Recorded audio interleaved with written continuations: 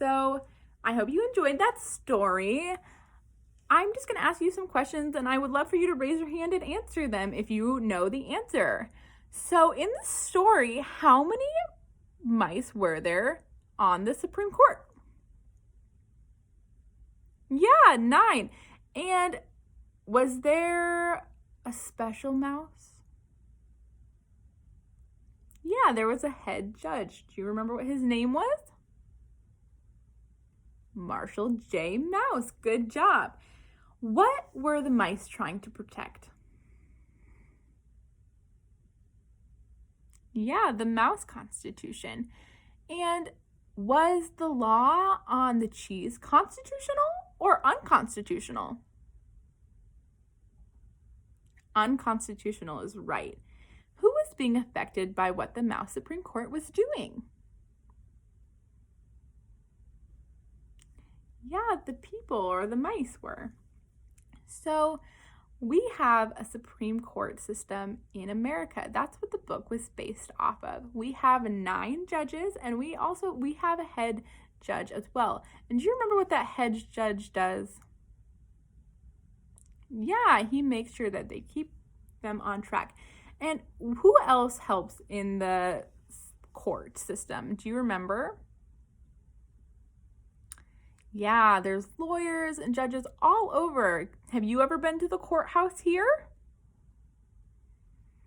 I have been, mostly just to renew my license. But can you think of some different laws that we have in America?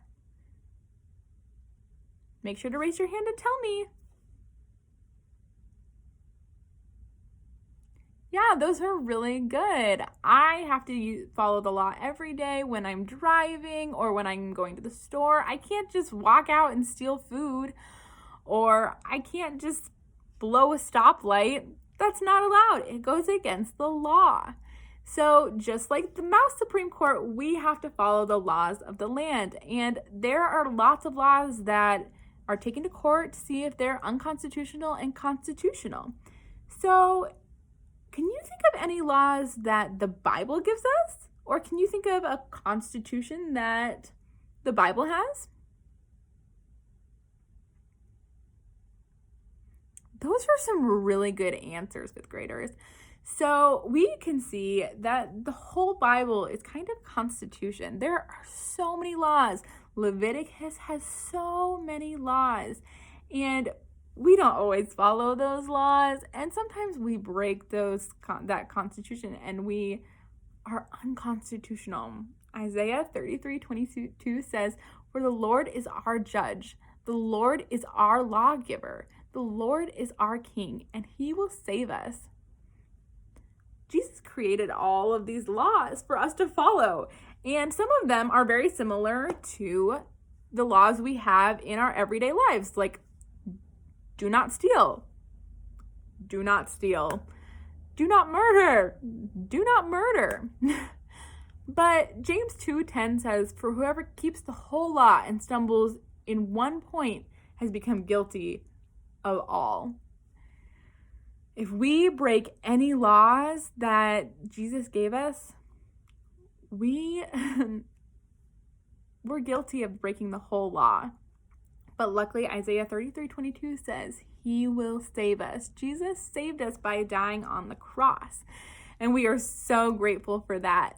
So just to wrap it all up, I would like you to all take out a pencil and a piece of paper, and you're going to turn it into the box over there. But first, I would like you to ask me any questions you have. We're going to go into more depth about this later on another day, but I just wanted to give you a small little overview of what the judicial system is.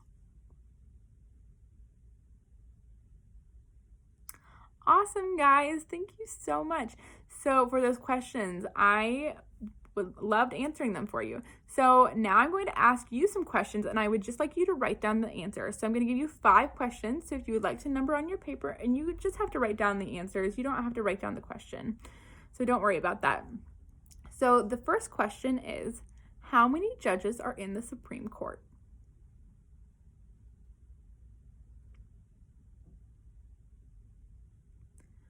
Okay, next one. What is the Supreme Court defending?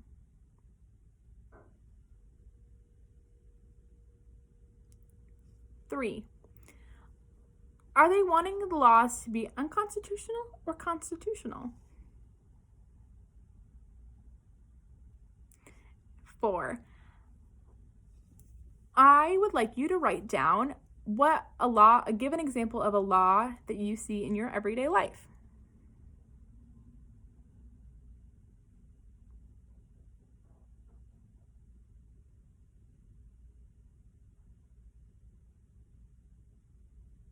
And number 5, I would like you to write down a law that the Bible gives us to follow.